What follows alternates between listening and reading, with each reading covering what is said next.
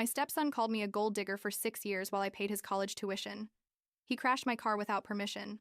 But when I left, they discovered I had the money, and they were left broke. I'm 35 years old. I work in digital marketing for a tech company. And I need to tell this story because I feel like if I don't get it out of my system, I'm going to explode. What happened a few months ago basically destroyed 6 years of my life. Or well, I don't know if it destroyed them, or just showed me that those 6 years were never what I thought they were. I guess I should start at the beginning. When I met Bradley at a business conference like 7 years ago, I think, or maybe 6.5. I don't remember exactly. It was one of those boring events where everyone tries to sell their business idea and network, you know, the kind where you end up with a bunch of business cards you're never going to use. But Bradley was different, or that's what I thought at the time. He had that passionate entrepreneur energy. He talked about his new company with so much enthusiasm it was contagious, and there was something about the way he looked at me that made me feel special. We went out for coffee after the conference, and he told me he was a widower, that his wife had died of cancer like 3 years before, and that he had a teenage son, Trevor, who at that time was about 13 or 14 years old. I'm not sure. At first, everything was perfect, like those movie relationships where you feel like you're on cloud nine and think you've finally found your person. Bradley was attentive. He called me every day, planned romantic dates, and I was completely in love. We got married after like a year of dating, which, looking back, was pretty fast, but at the time it seemed right. The thing is that from the first day I met Trevor, things were weird. This kid looked at me like I was the worst person in the world, like my mere existence was a personal offense to him. I tried everything to connect with him. Seriously. I asked him about school, about his friends, tried to find common interests, bought him things I thought he'd like, but nothing worked. Bradley always told me that Trevor just needed time, that he was processing his mother's death, that I had to be patient and understanding. And I got it. I really did. Because losing your mother at that age must be devastating. But there was something else there. Something that went beyond grief. The first 2 years weren't that bad, honestly. Trevor basically ignored me, which wasn't ideal, but at least there was no direct conflict. I worked from home most of the time, made pretty good money, and Bradley was busy with his company. We lived in a house that I rented because Bradley said his had too many painful memories for Trevor, and I thought it was best for everyone, a fresh start in a neutral place. I paid the rent, the bills, all that, but it didn't bother me because my salary was good and I thought we were building a life together. Bradley contributed what he could from his business, though it wasn't much because it was in the growth phase, or so he told me. I trusted him completely, thought that eventually his company would take off and everything would balance out. And then things started getting ugly. Bradley's business, which was like a business management consulting thing or something, basically failed. It didn't happen overnight.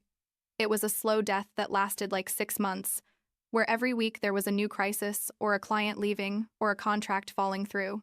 Bradley was devastated, and I tried to support him the best I could. I told him not to worry about money, that I could cover expenses while he looked for work or tried to start again. What I didn't expect was that this would become my reality for the next 3 years. 3 full years where I paid for absolutely everything. And when I say everything, I mean everything. The rent for the house, which wasn't cheap because we were in a decent area, utilities, food, Trevor's expenses, including his private school, his clothes, his outings with friends, basically everything a family needed to function. Bradley was looking for work, supposedly, but he never found anything that was at his level, or that paid what he considered he deserved. I started working overtime, taking freelance projects in addition to my regular job, because money started getting tight and we needed to maintain a certain standard of living. Trevor turned 18 and started college, a private one, of course, because according to Bradley, his son deserved the best and couldn't go to a public school. And I, like the idiot I was, agreed to pay the tuition. Yeah, you read that right?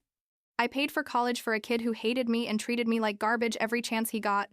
But I did it because I loved Bradley, and because I thought eventually Trevor would see that I was doing all this for him, that I wasn't the villain he thought I was. Spoiler alert, he never saw it, or at least not until it was too late. And during all this time, Bradley and I fought constantly about money. I told him he needed to get any job, that we couldn't keep going like this, that I was exhausted from carrying everything.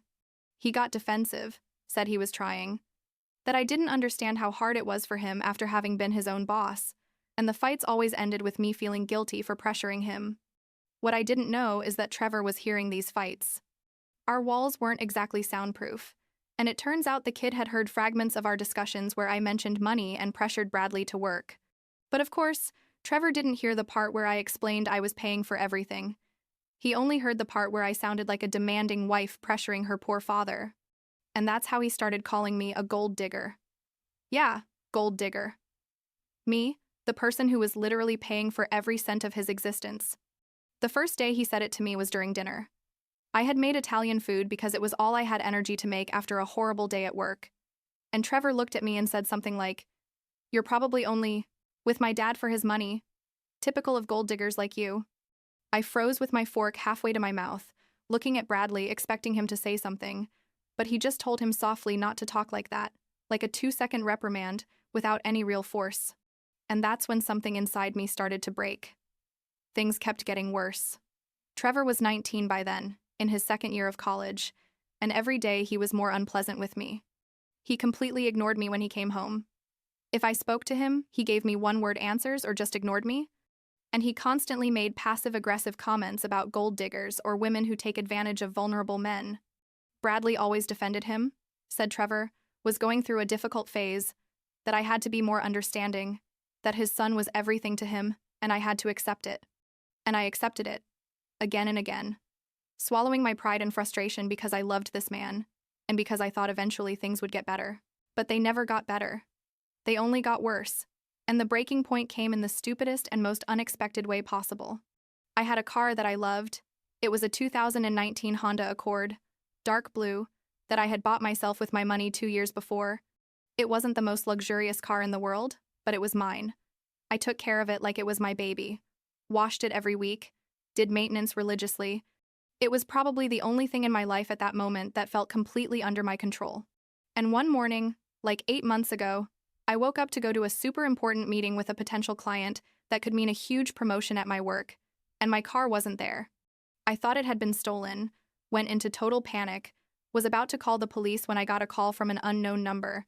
It was Raymond, the owner of a repair shop like 20 minutes from my house, telling me my car was there, that it had been crashed and that the kid who brought it said he was the owner's son. My heart literally stopped. Trevor had taken my car without permission, crashed it, and taken it to the shop like it was nothing. I called an Uber, got to the shop, and when I saw my car, I wanted to cry.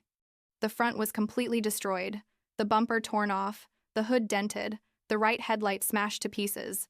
Raymond explained that according to Trevor, he had crashed into a pole because he was texting while driving, which was illegal in our state, but the kid had begged him not to call the police because his dad would kill him. I was shaking with fury. Called a new Uber to go home because I needed to look Trevor in the eyes and ask him what the hell he was thinking. I missed the meeting with the client, probably lost the promotion. And my car, the only thing that was really mine in that house, was destroyed because of a spoiled 19-year-old kid who didn't even have the decency to respect me. When I got home, Trevor was in the living room playing video games like nothing had happened. Bradley was there too, working on his laptop. Well, pretending to work because he basically spent most of his time browsing the internet. I yelled at Trevor, asking what he had done, how he dared to take my car without permission, that because of him I had lost a crucial meeting for my career. And he didn't even look at me. Kept playing his stupid game and said something like, "Relax, it's just a car. I'm sure my dad will buy you a new one with all the money you take from him." Something in me broke at that moment. I literally felt like something inside my chest exploded. Before I could think about what I was doing, I walked over and slapped him. It wasn't a hard slap. I didn't hurt him or anything, but the sound echoed through the whole room and finally, the kid looked at me. And then everything I had been holding in for 6 years exploded. I screamed at him that I had paid for every cent of his existence for the last 3 years, that I paid for the house he lived in, the food he ate, the clothes he wore, and yes, his damn $20,000 a year private university. I told him I wasn't a gold digger, that his father had no fortune to dig, that I was the only person in that house bringing in money, and that he was a spoiled and ungrateful brat who had no idea what he was talking about. Bradley got up and tried to calm me down. But I yelled at him too. I told him I was sick of being the only responsible adult in that house, that I was tired of supporting 2 people who didn't even respect me, and that I was leaving. Trevor had gone quiet, his face red, and I could see in his eyes that he was finally processing what I had told him. But it was too late. The damage was done, and I was beyond the point of wanting to fix things. I went up to my room, packed a suitcase with the essentials, called another Uber because my car was destroyed, and went to a hotel. Bradley called me every 5 minutes, but I didn't answer. I didn't want to hear his excuses, or his empty promises. I stayed in that hotel for 3 days, called work and said I had a family emergency, which technically was true, and just sat in that hotel room thinking about my whole life and how I had gotten to this point. I thought about all the times I had swallowed my pride, all the times I had justified Trevor's behavior, all the sacrifices I had made believing that eventually it would be worth it. And I realized I had been an idiot, a huge idiot, who had let herself be manipulated for years. On the 4th day, I hired Kenneth Wright, a lawyer specializing in divorces that my brother Joshua had recommended.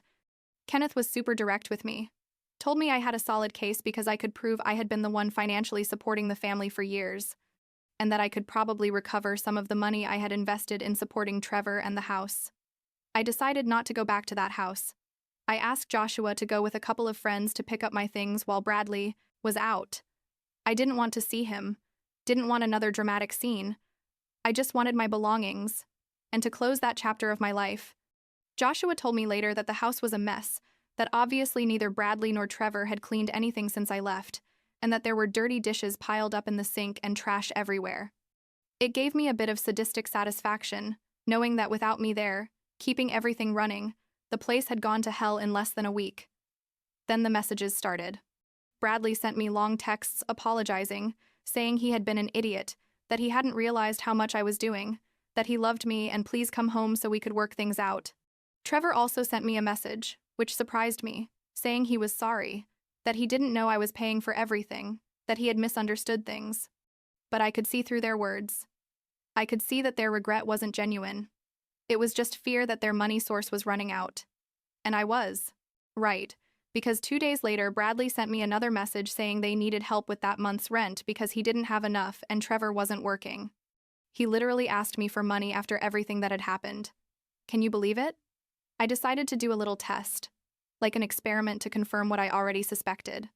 I responded to Bradley that I would be willing to consider coming back if he was willing to set firm boundaries with Trevor, specifically that Trevor leave the house, or at least start working to pay for his own expenses. And Bradley hesitated, told me he couldn't do that Trevor was his son and he wasn't going to throw him out on the street, that I couldn't ask him to choose between his son and me. I told him he had already made his choice years ago, that he had always prioritized Trevor over me, even when Trevor treated me like garbage, and that his response was all I needed to hear. But here's where I got a little vindictive. I admit it. I took screenshots of our entire conversation, especially the part where he basically admitted that Trevor was more important than me, and sent it to Trevor with a message that said something like, "Thought you should see what your father really thinks, and how far he's willing to go for you." I don't know what I expected to happen. Maybe I just wanted Trevor to see that his father was as manipulative as I was discovering he was. What I didn't expect was for Trevor to leave the house. According to what I found out later from a mutual friend, Trevor saw the messages and felt betrayed because his father was basically considering throwing him out just so I would come back, even though in the end he didn't. Trevor packed his things and went to live with a college friend, cut contact with Bradley for a while. Part of me felt guilty for causing that, but another part, the part that had been mistreated and despised by that kid for years, felt satisfied. Maybe that makes me a bad person. I don't know. But at that moment, I didn't care. The divorce papers were served 2 weeks later. Bradley received them at the house. Well, the house I was still technically paying for because the rental contract was in my name, and according to Joshua, he went hysterical. He started calling me again, leaving me crying voicemails, saying I was destroying his family. How could I do this to him after everything we'd been through together? The irony that he was accusing me of destroying his family when it had been him and his son who had disrespected me for years didn't cross his mind, apparently. Kenneth, my lawyer, told me not to respond, that any communication had to be through the lawyers, so I blocked his number and all his social media profiles. The divorce process was a mess, as you probably imagine. Bradley hired a lawyer. I don't know how he paid for it, but I guess he borrowed money or something, and started fighting every point of the division of assets. Kenneth had proposed that Bradley pay me, like $50,000 to compensate for all the money I had spent maintaining the family for 3 years, plus half the value of some things we had bought together. We had records of everything, bank statements showing I had paid for practically everything for years, receipts for Trevor's tuition, everything. But Bradley's lawyer argued that I had made those contributions voluntarily, that he had never forced me to pay for anything, and that therefore I had no right to recover that money. It was frustrating, seeing how they tried to twist the narrative to make me look like I was the bad guy when I had clearly been exploited. There was a mediation session, one of those things where everyone sits in a room with their lawyers and tries to reach an agreement without going to trial. It was the first time I saw Bradley after I left the house, and he looked terrible, like he hadn't slept in weeks. Part of me felt sorry, but then I remembered everything that had happened and that pity evaporated. His lawyer presented a ridiculous counteroffer, offering to pay me like $10,000 and keep most of the furniture I had bought. Kenneth almost laughed in his face, and the mediation ended without any agreement. That meant we were going to trial, which was going to be more expensive and longer, but I was willing to go all the way because I wasn't going to let Bradley get away with it after using me for so long. While all this was happening, I was staying with my brother Joshua and his wife, which was good because they gave me emotional support, but it was also hard because I felt like a burden. I started looking for my own apartment, something small I could comfortably afford with my salary, and eventually found a nice place near my work. It wasn't as big as the house I lived in with Bradley, but it was mine, completely mine, and I didn't have to share it with people who made me feel bad. I also fixed my car. Or well, the insurance fixed it because it turned out Trevor had crashed so hard that the repair cost was more than the car was worth, so they gave me the total value and I bought a used car, a 2018 Toyota Camry. Nothing fancy but reliable. I moved into my new apartment like a month after starting the divorce, and honestly, it was one of the best days of that horrible period. Unpacking my things, decorating the place to my taste without having to consider anyone else's opinions, was liberating in a way I can't explain well. The divorce was finally finalized like 3 months ago, after 7 full months of legal fights and constant stress. In the end, we reached an agreement where Bradley paid me $35,000, not as much as I wanted, but more than he had initially offered. Kenneth explained that we could have fought for more, but we probably would have spent that difference in legal fees, so I accepted the settlement. I also got to keep most of the furniture I had bought. My car, obviously, and some other things. Bradley kept his personal belongings and basically nothing else because he hadn't contributed to buying almost anything during our marriage. Trevor never contacted me again after that message with the screenshots, and honestly, that's fine. I don't need his apology or his approval. They don't mean anything to me anymore. What I didn't expect was the reaction from our mutual friends. Bradley apparently decided to run a victimization campaign on social media, posting vague posts about how his wife had abandoned him in his most difficult moment, how some people are only with you for your money, things like that without ever mentioning my name, but obviously talking about me, and some of our friends, people I considered my friends too, believed him. I started getting messages from people we knew, asking if it was true that I had left him because he didn't have money anymore, calling me a gold digger exactly like Trevor used to. It was surreal, seeing how the narrative had been completely twisted to paint me as the villain when I had been the victim for years. I tried to explain the situation to some of them, showed them the bank records and all the evidence I had, but some just didn't want to listen. They decided to believe Bradley's version because it was more dramatic or because they liked him better than me. I don't know. Eventually, I stopped trying to defend myself and just blocked everyone who questioned me. Kenneth told me I could sue Bradley for defamation if he continued with his social media posts. But honestly, I was tired of the whole legal thing and just wanted to move on with my life. I deleted all my social media for a while.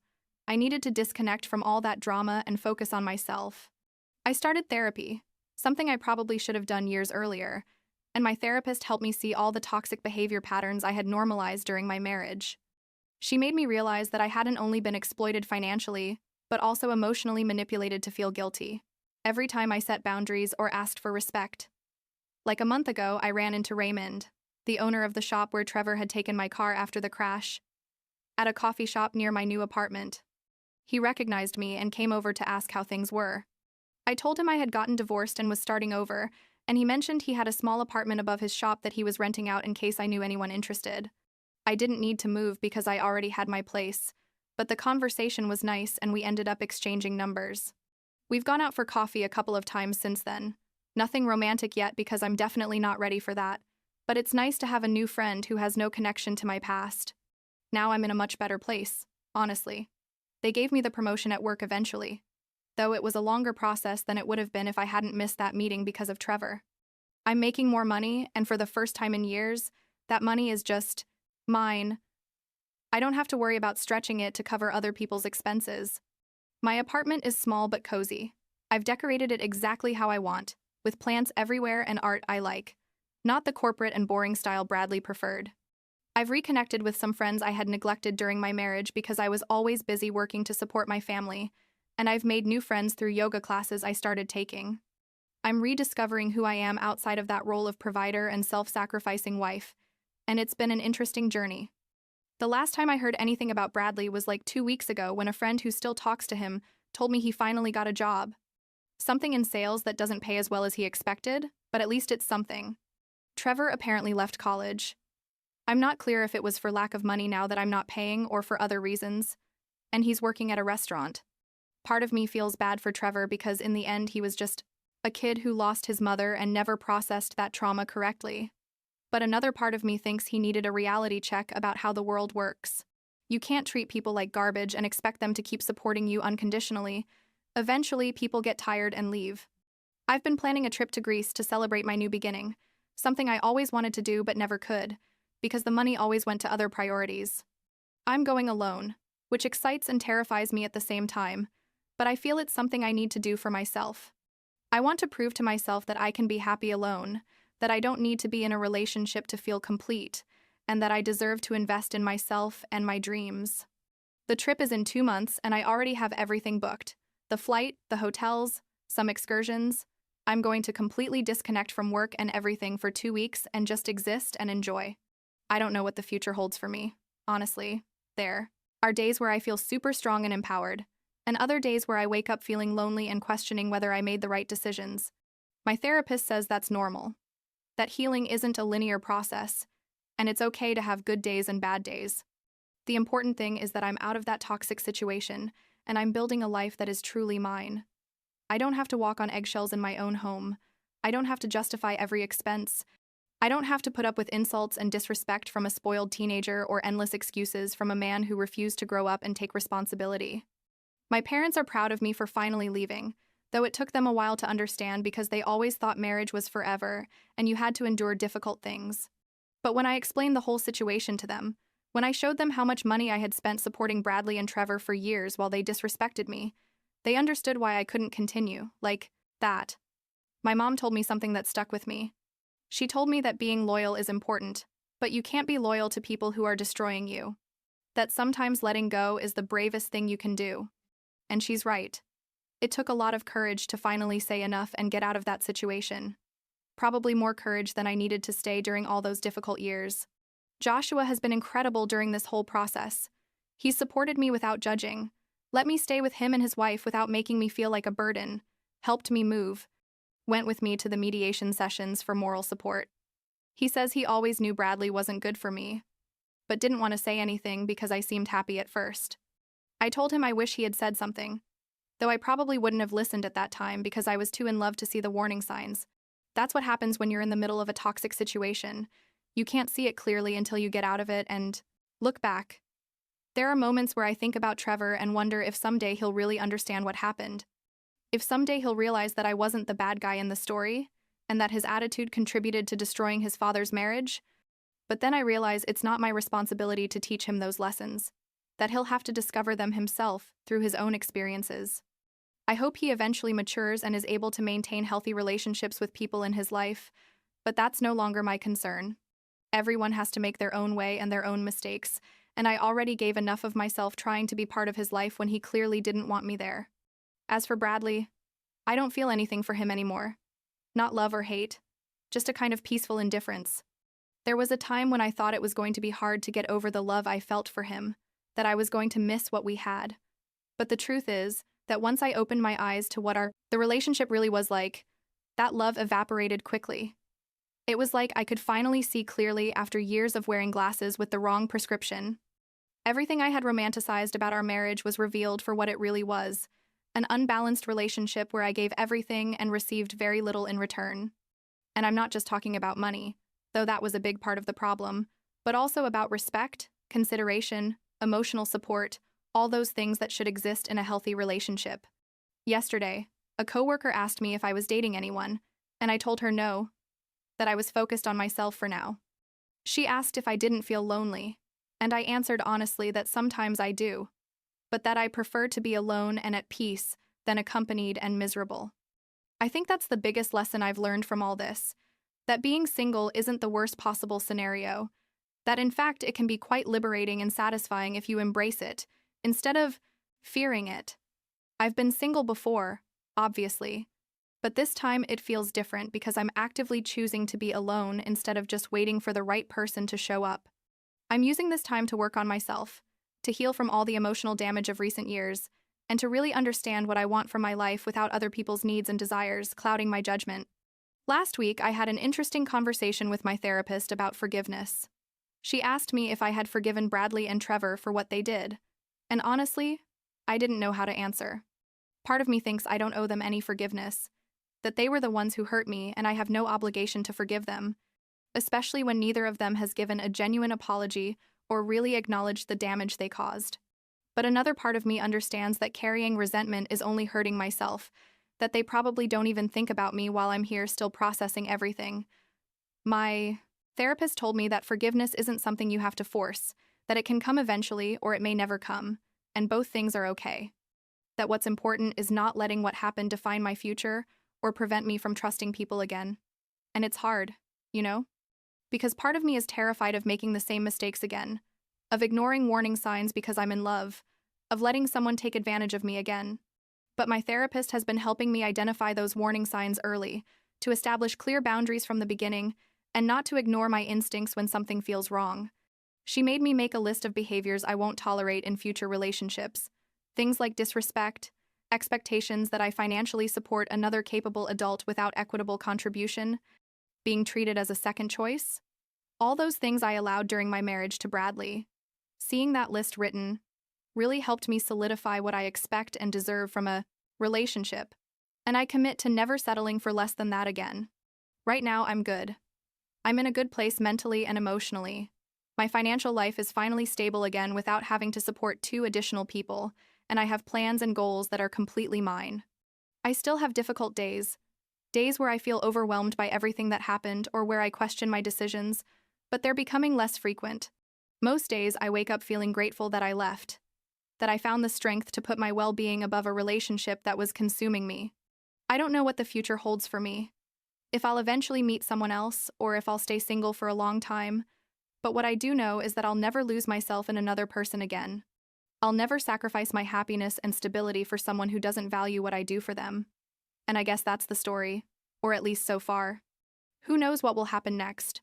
But for the first time in a long time, I feel like I have control over my own life, and that's enough.